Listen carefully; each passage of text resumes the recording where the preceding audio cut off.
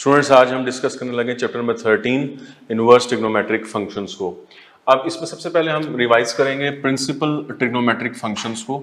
आप पढ़कर आए हुए हैं, ये स्पेशल टाइप के फंक्शंस होते हैं जिनको हम प्रिंसिपल ट्रिग्नोमेट्रिक फंक्शन कहते हैं। अब आप रिकॉल करें कि इसका जो कॉन्सेप्ट है ये एक्चुअली स्टार्ट कहाँ से होता है। स्टार्ट यहाँ से होता है कि इस चैप्टर में आपने पढ़ने हैं असल में इनवर्स ट्रिग्नोमेट्रिक फंक्शंस। आप पढ़ चुके हैं प्रीवियस चैप्टर्स के अंदर कि किसी भी फंक्शन का इनवर्स फंक्शन उस वक्त होता है जब फंक्शन खुद बजाते खुद 1 to 1 हो। अगर फंक्शन बजाते खुद 1 to 1 होगा तो इस केस में जो फंक्शन का इनवर्स हम फाइंड आउट करते हैं वो भी फंक्शन होगा। तो फंक्शन का खुद 1 होना जरूरी है, जिसको आप यूं समझ लें कि 1 के साथ ऑन टू हो तो बाइजेक्टिव हो, यानी बाइजेक्टिव होना जरूरी होता है। तो फिर फंक्शन का जो इनवर्स है वो भी एक फंक्शन ही बनता है। अब सवाल यहाँ पर ये पैदा होता है कि हम ट्रिग्नोमेट्रिक फंक्शंस के इनवर्स पढ़ते हैं। तो जब ट्रिग्नोमेट्रिक फंक्शंस के इनवर्स पढ़ते हैं तो इसका मतलब ये हुआ कि ट्रिग्नोमेट्रिक फंक्शंस के लिए जरूरी है कि वो 1 to 1 हो, बाइजेक्टिव हो, 1 to 1 हो, तो फिर जाकर उनका जो इनवर्स है वो फंक्शन बनेगा, इनवर्स ट्रिग्नोमेट्रिक फंक्शन बनेगा। अब जो ट्रिग्नोमेट्रिक फंक्शन है वो बाय नेचर 1 है ही नहीं, और उसकी रीजन आप पढ़ चुके हुए हैं चैप्टर नंबर 11 में कि सारे ट्रिग्नोमेट्रिक फंक्शन जो हैं ये पीरियोडिक होते हैं, ये अपनी वैल्यू को रिपीट कर रहे होते हैं खास इंटरवल के बाद। तो उस रेपिटेशन की वजह से ये जो ट्रिग्नोमेट्रिक फंक्शन है ये 1 नहीं होते, बाइजेक्टिव नहीं होते। अब इसी बात को आप यूं समझ लें, मैं एग्जांपल से आपको समझाऊं कि फॉर इंस्टेंस अगर आप मैपिंग देखें और मैपिंग के अंदर मैं आपको एक फंक्शन दिखा रहा हूं, लेट्स सपोज साइन एक्स आप पढ़ चुके हुए हैं। अब यहां पर x में अगर आप 30 डिग्री करते हैं या 390 डिग्री करते हैं या 750 डिग्री करते हैं एंड अप टू सॉन डिफरेंट वैल्यूज इनपुट करते हैं, तो आप जानते हैं कि साइन 30 का जो आंसर है दैट इज 1/2 ऑब्वियसली। लेकिन क्या आप ये भी जानते हैं कि साइन 390 का आंसर भी क्या होता है 1/2, और फिर आप देखें साइन 750 का आंसर भी क्या होता है 1/2 एंड अप टू सॉन। इसका मतलब ये हुआ कि जो मैंने आपको मैपिंग दिखाई है, शॉर्ट सी मैपिंग, इससे आपको अंदाजा हो रहा है कि जो साइन का फंक्शन है वो असल में 1 to 1 नहीं है। यहाँ पर बहुत सारी पॉइंट्स ऐसे हैं जो एक ही वैल्यू की तरफ मैप हो रहे हैं। तो ये जो बिहेवियर आप इस वक्त देख रहे हैं ये बेसिकली 1 नहीं है। अब क्योंकि ये 1 नहीं है तो फिर हमने इसका जो इनवर्स बनाना है ये कैसे होगा, ये हम किस तरीके से पढ़ते हैं। इसके लिए फिर कॉन्सेप्ट आता है स्टूडेंट्स प्रिंसिपल ट्रिग्नोमेट्रिक फंक्शंस का, जो मैंने यहां पर लिखा हुआ है। अब प्रिंसिपल ट्रिग्नोमेट्रिक फंक्शंस क्या हैं? सबसे पहले आप ट्रिग्नोमेट्रिक फंक्शंस का ये जो पीरियोडिक बिहेवियर मैंने आपको दिखाया है रिपीट करने वाला, इसको खत्म करते हैं।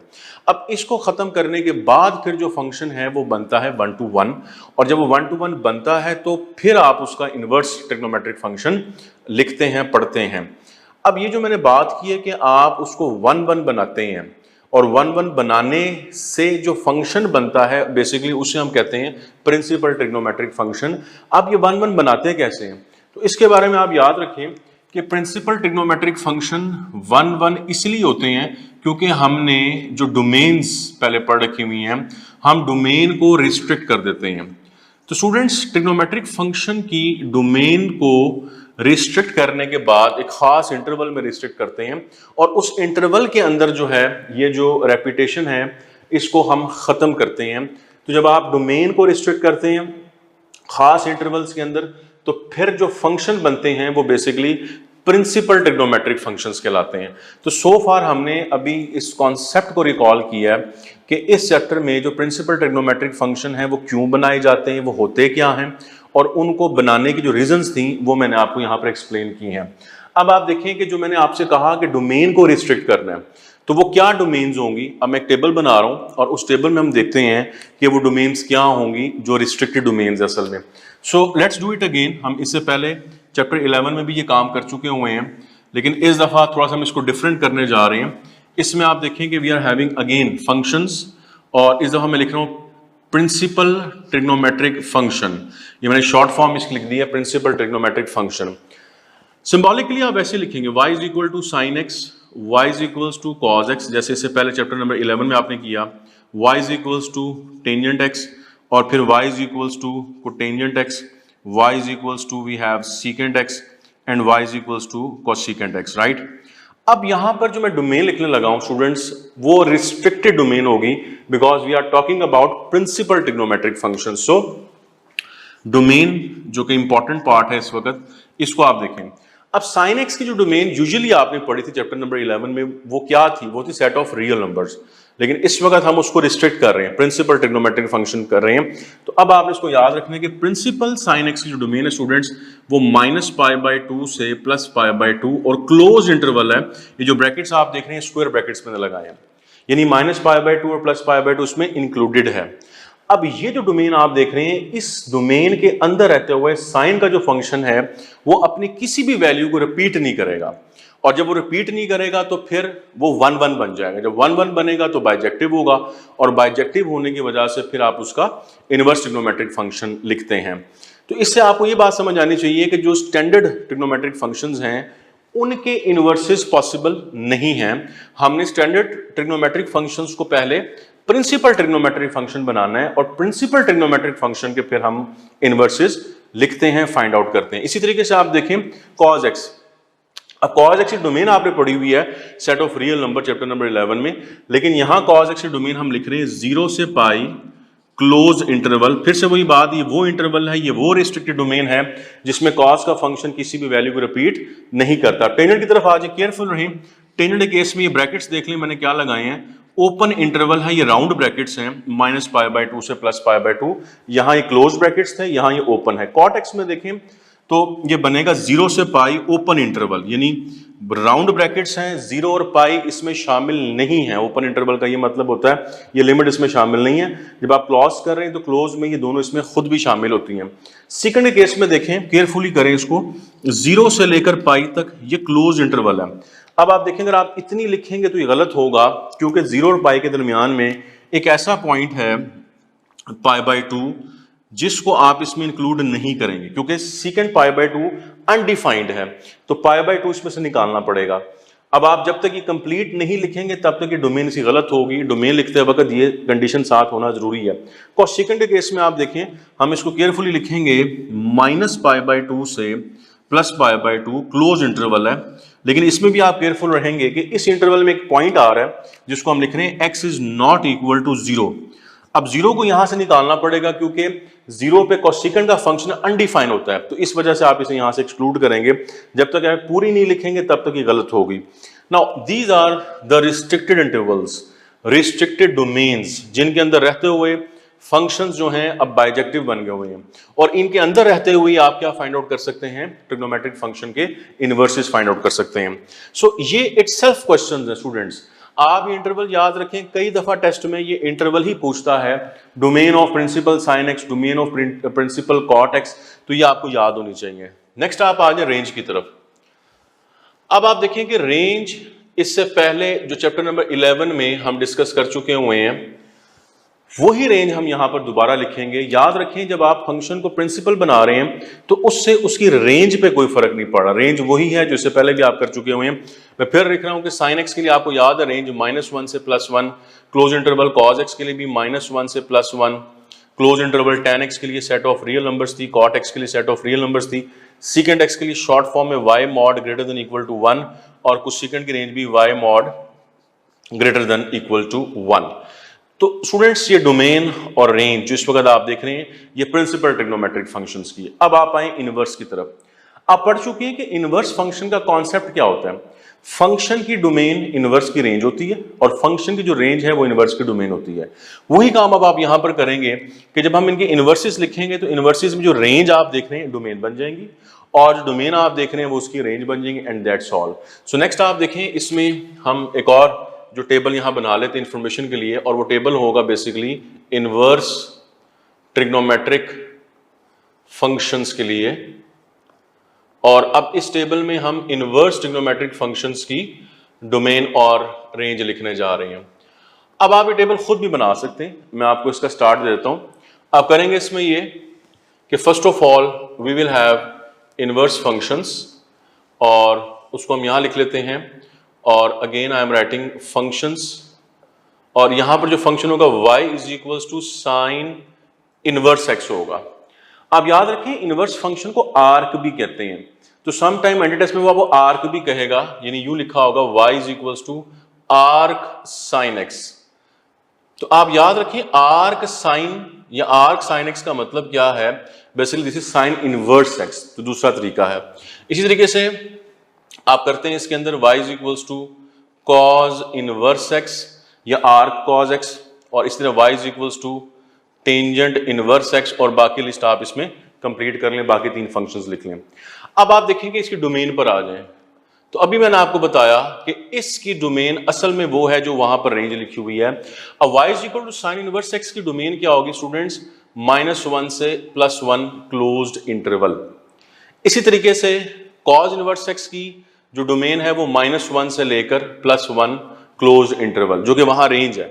और tan इनवर्स एक्स की जो डोमेन है वो असल में क्या होगी, सेट ऑफ रियल नंबर, और बाकी भी आप लिख लेंगे। इसी तरह अगर आप इसकी रेंज के ऊपर आ जाएं, so this is very important कि साइन इनवर्स एक्स की रेंज क्या है जो वहां पर डोमेन लिखी हुई है, एंड दैट इज एक्चुअली -π/2 से +π/2 close interval.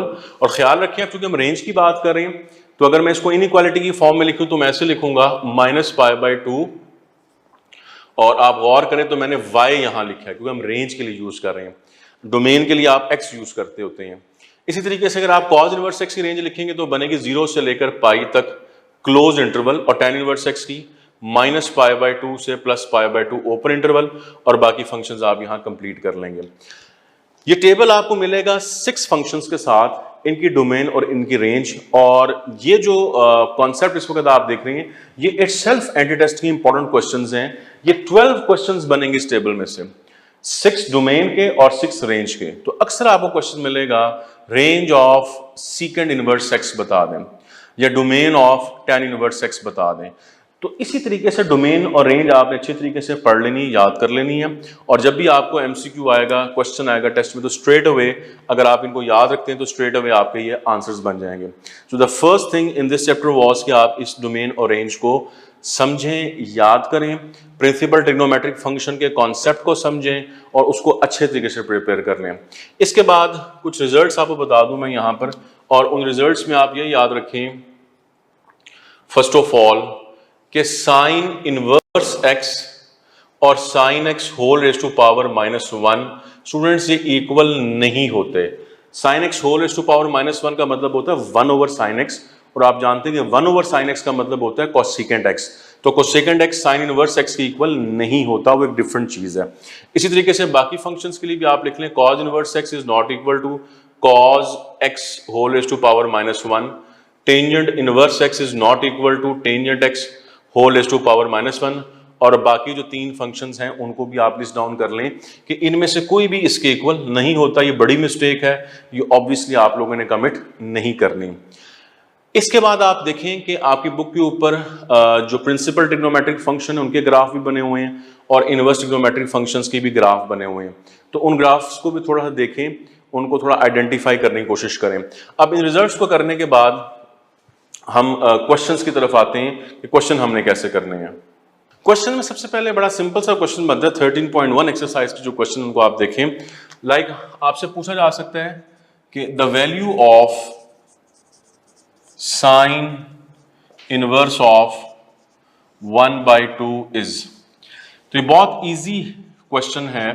We are having the options, और आप इसको समझते हैं कि साइन इनवर्स ऑफ 1/2 का मतलब क्या है। आप ये सोचेंगे कि साइन का फंक्शन किस एंगल पे 1/2 प्रोड्यूस करता है। अब वो जो एंगल आपके माइंड में आ रहा है वही इसका आंसर है। अब आप जानते हैं कि साइन जो है वो 30 डिग्री पे 1/2 बनाता है, और 30 डिग्री को आप कहते हैं π/6। जब आप ऑप्शंस पर आ जाएं तो अल्फा ऑप्शन आप देखें विच इज π/6। तो sine inverse of 1/2 is equals to π/6। आप इसको रिवर्स सोचते हैं। इसी तरह डिफरेंट क्वेश्चन बन सकते हैं। अगर आपसे पूछा जाए कि आपने कैलकुलेट करना है कॉज इनवर्स ऑफ 1 को सपोज कर रहे हैं, तो आप क्या सोच रहे हैं कि कॉज का जो फंक्शन है वो किस एंगल पे 1 प्रोड्यूस करता है। ऑप्शन आपके पास होंगे ऑब्वियसली, 0 डिग्री है, π/2 है, 3π/2 है, तो पाई है। तो आप देखिए कॉज इनवर्स जो 1 प्रोड्यूस करता है वो 0 डिग्री पे भी करता है, और इसी तरीके से आप देखें वो 2π पे भी करता है। तो ऑप्शंस में देखना पड़ेगा कि कौन सी ऑप्शन जो है वो इसको सूट करती है। तो कॉज इनवर्स ऑफ 1 बेसिकली जो आपने इंटरवल पढ़ा है 0 से लेके पाई तक के दरमियान जो क्लोज इंटरवल है उसके मुताबिक इसका आंसर 0 डिग्री बनेगा।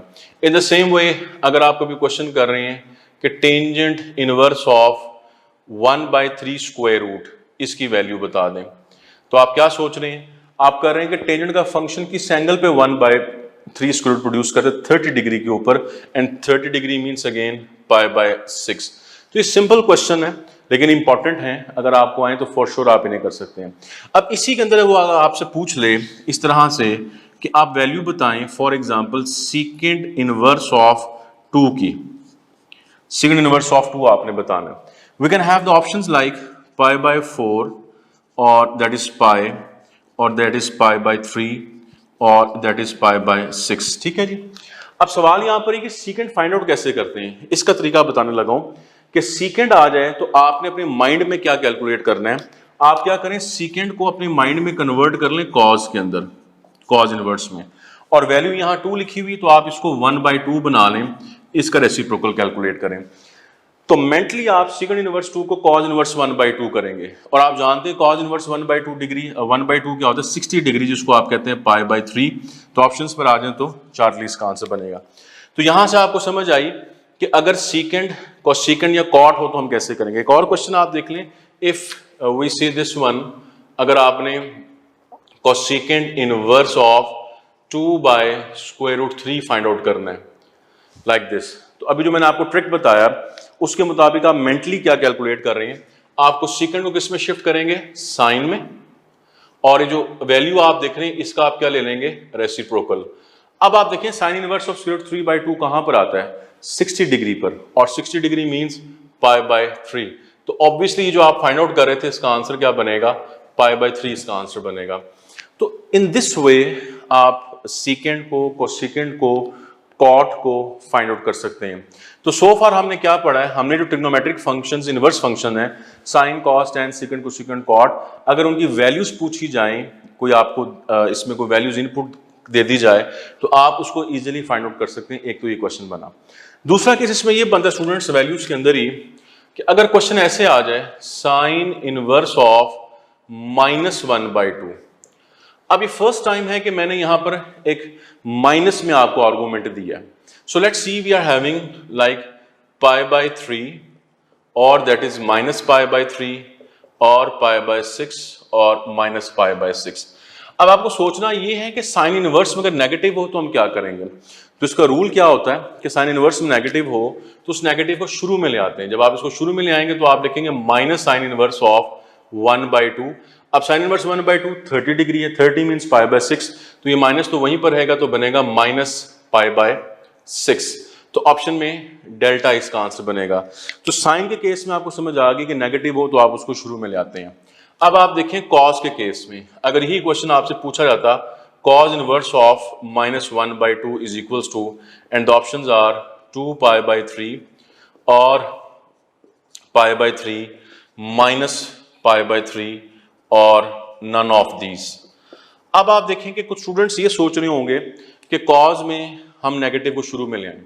जब आप नेगेटिव को शुरू में लेके आएंगे तो cos इनवर्स 1/2 क्या बनेगा, π/3, यानी -π/3 चार्ली।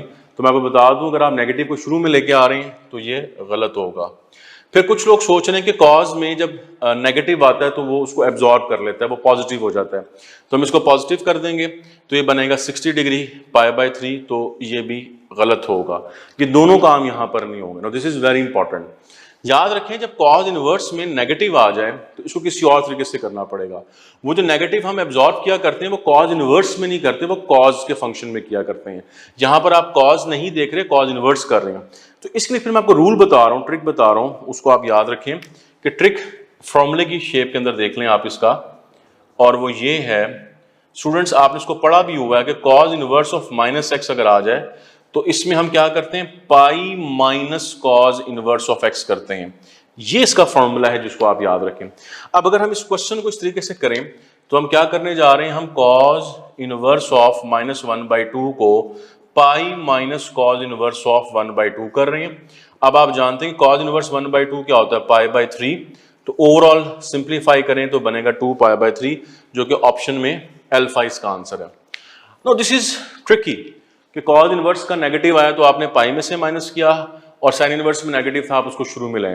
अब सवाल ये पैदा होता है कि टेन इनवर्स में क्या करेंगे, सीकेंड में, कुछ सीकेंड कॉट में क्या करेंगे। तो मैं आपको रिजल्ट्स बना देता हूँ। हम एक लिस्ट बना लेते हैं और अगर आप इन रिजल्ट्स को याद रखते हैं तो फिर नेगेटिव वाले सारे क्वेश्चंस का प्रॉब्लम आपका खत्म हो जाता है। So let's start. अगर साइन इनवर्स में नेगेटिव हो तो मैं बता चुका हूं, उसको आप शुरू में ले आएंगे तो minus sign inverse of x. Cause inverse x में नेगेटिव तो pi minus cos inverse of x.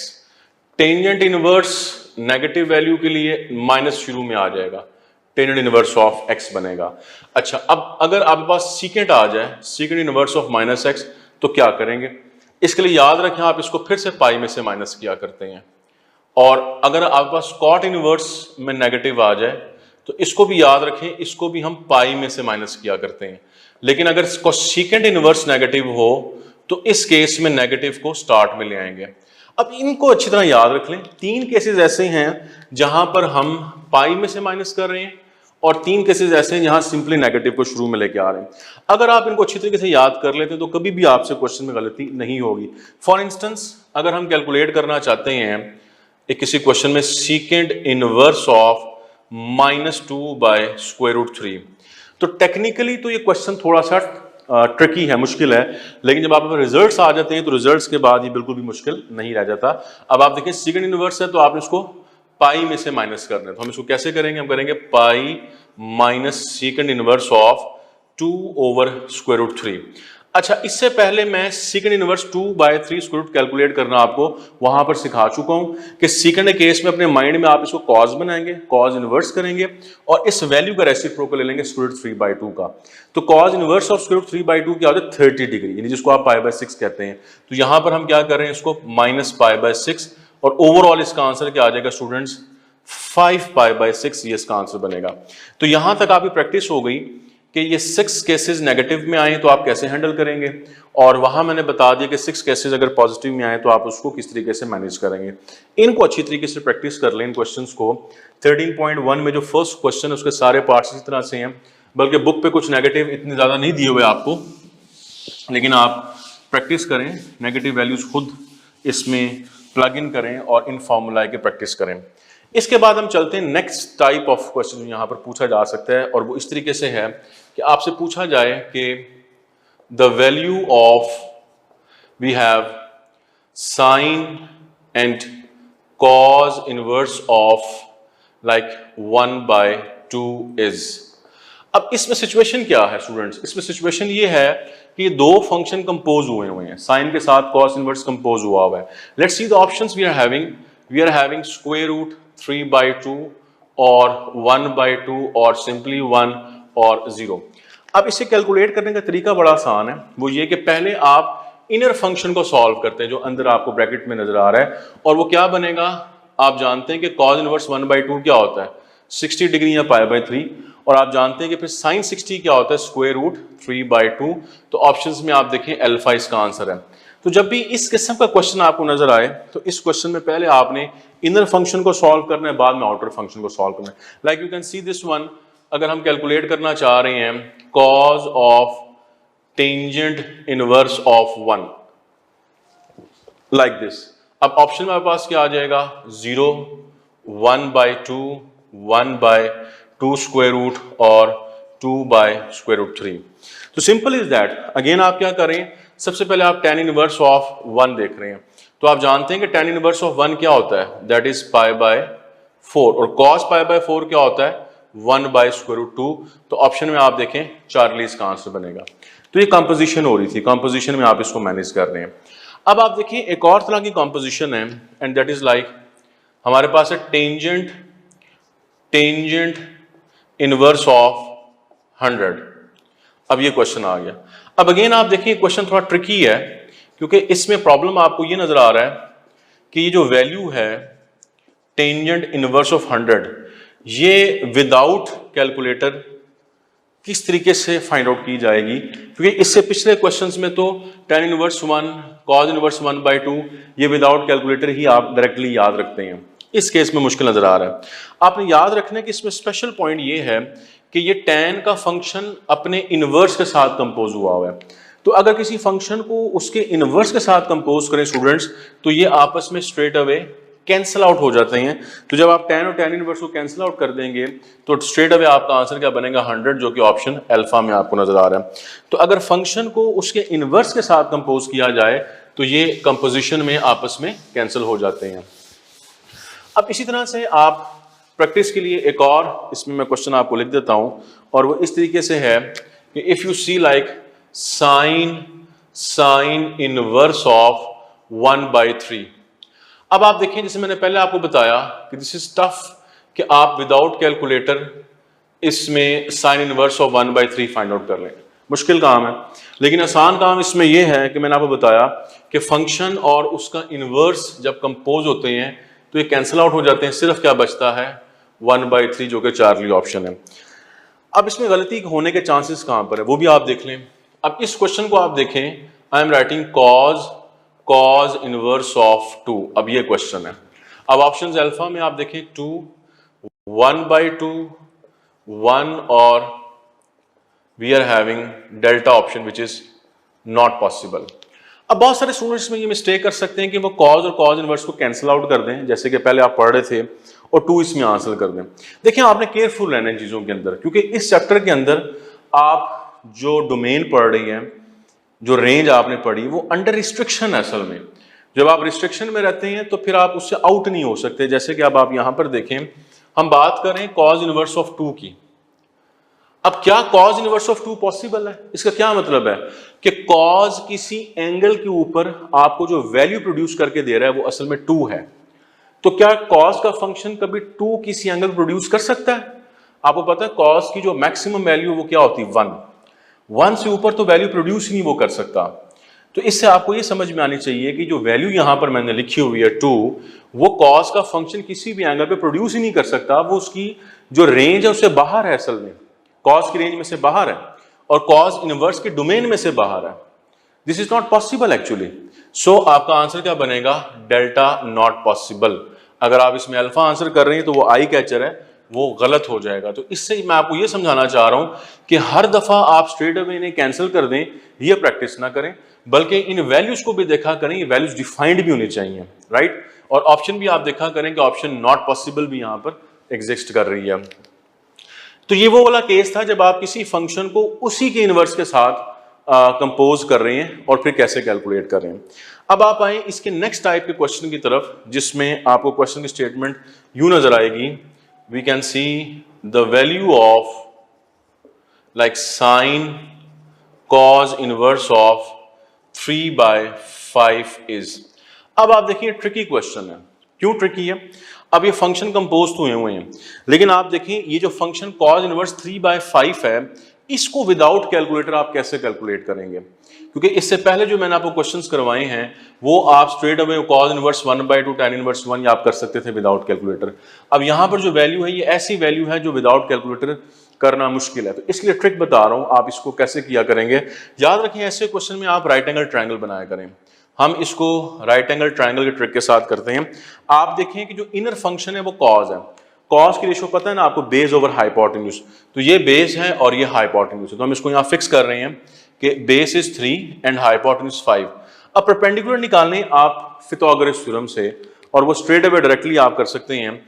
उसमें क्या करेंगे, 25 में से आप 9 को माइनस करेंगे तो बाकी 16 बचेगा, और 16 का स्क्वायर रूट लेंगे तो क्या बचेगा 4। ये मैंने ट्रायंगल की थर्ड साइड फाइंड आउट कर ली। जब आप ट्रायंगल कंप्लीट कर लिया करें तो फिर आप देखें आउटर फंक्शन क्या है, साइन, और साइन की रेशियो क्या होती है, परपेंडिकुलर ओवर हाइपोटेन्यूज। तो इस ट्रायंगल से आपने करना है परपेंडिकुलर ओवर हाइपोटेन्यूज, जो कि बनेगा 4/5। तो स्टूडेंट्स फिर 4/5 यही इस क्वेश्चन का आंसर है जो यहां पर मैंने आपसे पूछा हुआ था। इनर फंक्शन पे ट्रायंगल बनाएं और जो मिसिंग साइड है उसे फिथागोरस थ्योरम से फाइंड आउट करके ट्रायंगल कंप्लीट कर लें, और जो आउटर फंक्शन है उसकी फिर आपने रेशो जो है वो फाइंड आउट कर लेनी है ट्रायंगल के ऊपर। एक और क्वेश्चन देखें, for the sake of practice मैं यहां लिख देता हूं और उसको हम फिर डिस्कस कर लेते हैं। Like you are having a question like this, आपको फाइंड आउट करना है वैल्यू टेंजेंट और साइन इनवर्स 1/3। अगेन चैलेंज आपके लिए ये है कि sine inverse 1/3 without calculator find out करना मुश्किल है। हम फिर से ट्रिक यूज करने लगे और ट्रिक में हम फिर से राइट एंगल ट्राइंगल बनाएंगे। इस राइट एंगल ट्राइंगल पे जो इनर फंक्शन है वो साइन है, इसकी रेशो क्या होती है, perpendicular over hypotenuse, this is perpendicular and this is hypotenuse. Base निकालें फिथागोरस थ्योरम से तो बनेगा 9 - 1, 8 का स्क्वायर रूट करेंगे तो बनेगा 2 × 2 स्क्वायर रूट। ट्राइंगल मैंने सॉल्व कर ली। अब आप देखिए आउटर फंक्शन टेंजेंट है, तो टेंजेंट की रेशो क्या होती है, परपेंडिकुलर ओवर बेस। तो वो आप इस ट्राइंगल से फाइंड आउट कर लेंगे। परपेंडिकुलर 1 है और बेस आपको दिया हुआ है 2 × 2 स्क्वायर रूट। तो I hope the point is clear कि जब कंपोजिशन में आपको इस तरह वाले केसेस नजर आएंगे तो उनको आप राइट एंगल ट्राइंगल के साथ इजीली सॉल्व कर सकते हैं, आप करेंगे। इसकी आपने प्रैक्टिस करनी है और सिंपल केसेस को मैं पहले ही बता चुका हूं। नेक्स्ट आप देखें इस चैप्टर में स्टूडेंट, और ये सारे क्वेश्चन मैं आपको बताऊं 13.1 में आपको मिले। 13.1 एक्सरसाइज देखें तो उसमें you will find all these questions, और ऑब्वियसली जो किप्स की प्रैक्टिस बुक है वहां पर भी आपको मिलेंगे। अब आप देखें कि इसके बाद हम रिजल्ट्स के अंदर एक रिजल्ट करते हैं और वो आपको एग्जाम्पल में दिया हुआ 13.2 से पहले बुक पे। Results are important. We have sine inverse of x plus cos inverse of x is equals to π/2। अब आप देखें साइन और कॉज इनवर्स में जब प्लस होते हैं तो सिचुएशन क्या है, ये दोनों एक्स सेम होने चाहिए। ये वैल्यू सेम होगी तो फिर आपका आंसर हमेशा क्या होगा, π/2 होगा। इसी तरीके से आप इसको लिख सकते हैं tangent inverse of x plus cot inverse of x. Students ये भी इक्वल होता है π/2 के।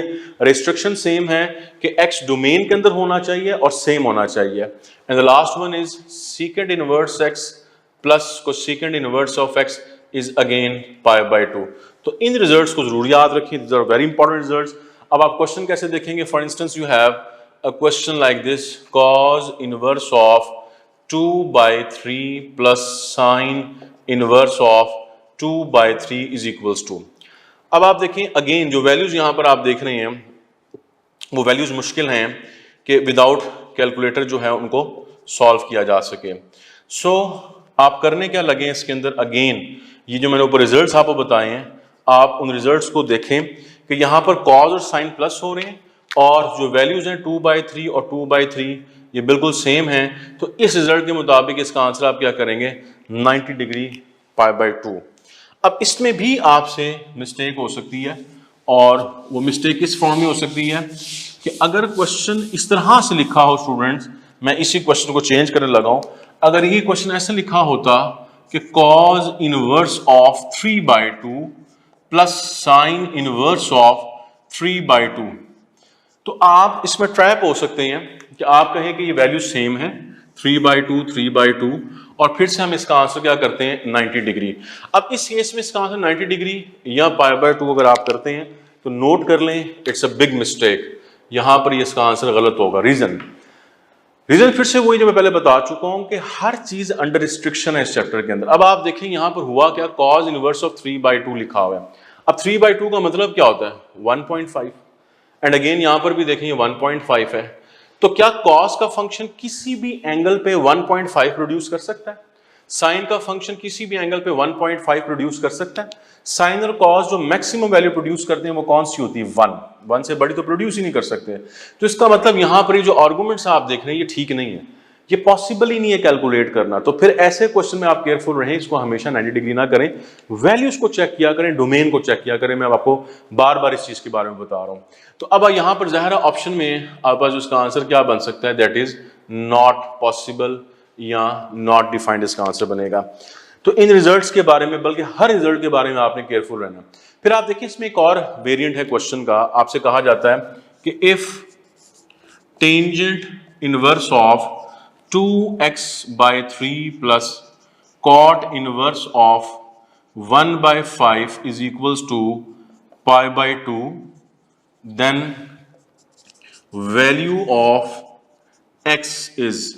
अब देखें इस क्वेश्चन में आपने किसकी वैल्यू बतानी है, x की वैल्यू बतानी है और x यहां पर इन्वॉल्व हुआ हुआ है।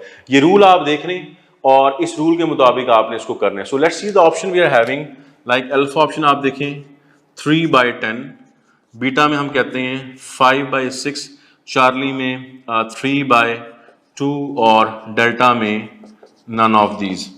करेंगे आप इसमें क्या करना, आपने इसमें ये है कि गिवन है आपको, ये गिवन है कि tan inverse of this plus cot inverse of this is equals to pi by 2। अभी आपने रिजल्ट जो पढ़ा यहाँ पर कि tan inverse x plus cot inverse x जब पाई बाय 2 के इक्वल होता है तो रिस्ट्रिक्शन क्या है कि दोनों x क्या होते हैं, फिर ऑब्वियसली दोनों आर्गुमेंट्स सेम होते हैं। तो यहाँ तो उसने खुद कहा हुआ है कि पाई बाय 2 के इक्वल है, तो हम एक्सट्रैक्ट करेंगे, अगर ये पाई बाय 2 के इक्वल है तो ऑब्वियसली फिर ये दोनों आर्गुमेंट्स हम क्या करेंगे, इक्वेट कर लेंगे, यानी हमारे पास 2x by 3 is equals to 1 by 5। तो यहां से जब आप x फाइंड आउट कर लें, this becomes x is equals to 3 को यहां शिफ्ट करें तो ये बनेगा 3/10 एक्चुअली, राइट। अब ऑप्शंस पे आ जाएं तो अल्फा इसका आंसर बन रहा है। तो ये भी एक वेरिएंट, एक टाइप है क्वेश्चन की जो आपसे पूछी जा सकती है और इसको आप याद रखें। नेक्स्ट इस चैप्टर में एक्सरसाइज 13.2 की तरफ अगर आप आए तो 13.2 में students we are having some addition and subtraction formulae of sin inverse, cos inverse and tan inverse. So let's revise them। आप जानते हैं फॉर्मूला क्या है कि अगर आपके पास sin inverse of a plus sin inverse of b हो, I mean two sin inverse are in addition form, तो फॉर्मूला आपको याद है, that is sin inverse of a1 minus b square root and plus b 1 minus A square root. अब A और B जो आप देख रहे हैं वो बेसिकली यहाँ पर साइन इनवर्स फंक्शंस की डोमेन है, वो आपने पुट करनी होती है। तो आपके पास अगर दो साइन इनवर्स प्लस करने का क्वेश्चन आ रहा है तो आपने सिर्फ वैल्यूज पुट करके उसको सॉल्व कर लेना है। और एक और बात बता दूं, अगर दो साइन इनवर्स माइनस हो रहे हो तो यहाँ पर माइनस लगा दें और यहाँ पर भी माइनस लगा दें तो फॉर्मूला बन जाएगा। इसी तरह आप रिकॉल करें कि कॉज इनवर्स में आपने कैसे उसको पढ़ा हुआ है, we are having cos inverse of A plus cos inverse of b, that is cos inverse of, इसका formula a b minus 1 minus A square bracket 1 minus B square bracket और इसके ऊपर होल स्क्वायर रूट आ जाएगा, right. तो ये formula आपने पढ़ा दो cos इनवर्स को ऐड करने का।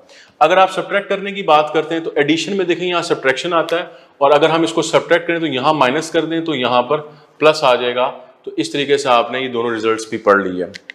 अब आप देखें tan इनवर्स में, तो tangent inverse of a plus tangent inverse of b students, तो इसके लिए फॉर्मूला आपने पढ़ा हुआ है tangent inverse a plus b over 1 minus A B. अब यहां पर मैं एक पॉइंट ऐड करना चाहता हूं, ये फॉर्मूला पे बुक पे लिखा हुआ है लेकिन इसकी जो कंडीशंस है वो मेंशन नहीं है। याद रखिए ये फॉर्मूला आप उस वक्त अप्लाई करते हैं, मैं कंडीशन यहां लिख रहा हूं, जब a पॉजिटिव होगा b पॉजिटिव होगा, ये दोनों वैल्यूज a और b पॉजिटिव होंगी। और सबसे इंपॉर्टेंट पॉइंट नोट करें कि जब इनका प्रोडक्ट लेसर देन 1 होगा, यानी यहाँ जो वैल्यूज होंगी उनका प्रोडक्ट मल्टीप्लाई करके देखें, वैल्यू 1 से लेस आ रही तो ये फॉर्मूला वैलिड है।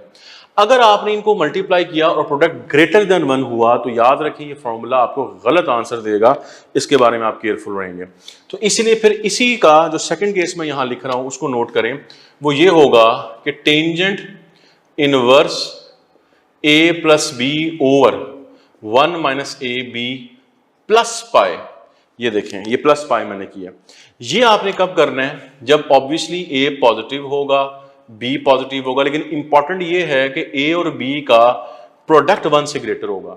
तो अगर इनको मल्टीप्लाई करने से जो आंसर है वो 1 से ग्रेटर आ जाए तो फिर ये वाला फॉर्मूला यूज करेंगे, मतलब पाई प्लस करेंगे। ये बुक पे मेंशन नहीं है लेकिन इट्स अ बिग मिस्टेक, अगर आप दोनों सिचुएशन में एक ही फॉर्मूला यूज करेंगे तो वो गलत आंसर देगा। ये फॉर्मूला इसके साथ है और ये फॉर्मूला इसके साथ है। अब आप लास्ट में देखिए tan इनवर्स अगर सब्ट्रैक्ट हो tan inverse a minus tan inverse b, तो इसके लिए एक ही फॉर्मूला है जो आपने पढ़ा हुआ है, that is tangent inverse of a minus B over 1 plus A B. तो इसमें केसेस नहीं बनते, केसेस बनते हैं एडिशन वाले केस में, तो इसको आप अच्छे तरीके से याद रखें, मिस्टेक ना करें।